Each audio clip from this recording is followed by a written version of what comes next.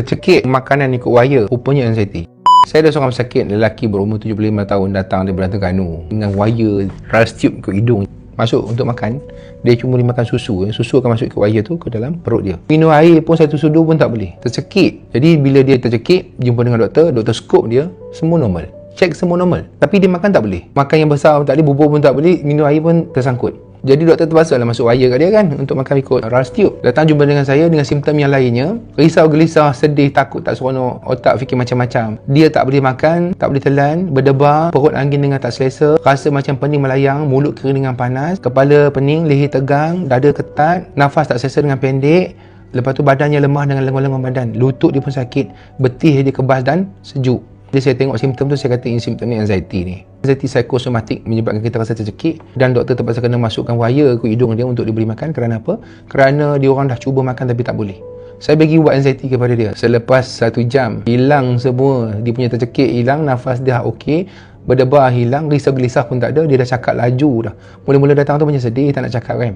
Dia bangun berjalan semua elok. Dan kita bagi dia minum 1 gelas air habis. Dia kata selalunya 1 sudu pun tak masuk doktor. Tapi hari ni saya minum air banyak. Bagi nasi lemak, lauk ayam, kacang ada, ikan bilis ada dengan sambal. Dibasuh tangan, makan dengan tangan. Habis nasi lemak dia. Tinggal sikit-sikit gitu. Ayam. Selesai.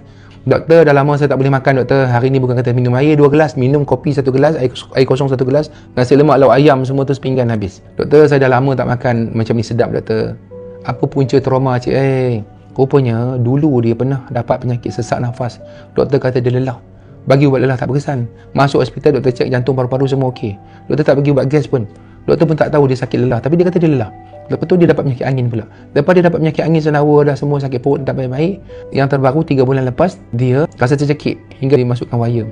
Dia rupanya stres dengan penyakit dia. Dia stres sebenarnya sebab duk risau pasal isteri dia yang tak sihat. Isteri dia kecemasan darah tinggi. Dia duk risau pasal bini dia tu kadang-kadang. Bini dia pula bila sakit membebel, popek. Jadi dia rimas. Dia rimas tahu tak? Jadi dia jadi tak seronok. Dia tak marah, cuma tak rasa tak seronok. Sebab satu, bini dia tak sihat-sihat. Kedua, duduk dengan bini dia beletik. Jadi makin hari makin stres, anxiety dia datang hingga menyebabkan gangguan kepada paru-paru dia, jadi sesak nafas. Hingga dia jadi angin gastrik pun tak baik-baik, pantang pun tak baik. Dan yang terbaru dia tercekik pula. Bila kita stres, dia akan menyebabkan anxiety. Anxiety menyebabkan badan kita sakit dan perasaan kita risau gelisah semua. Bila jumpa doktor kata angin gastrik. Dia suruhnya pantang dan macam-macam. Pantang pun tak baik, makin hari makin kurus, jadi tak selesa.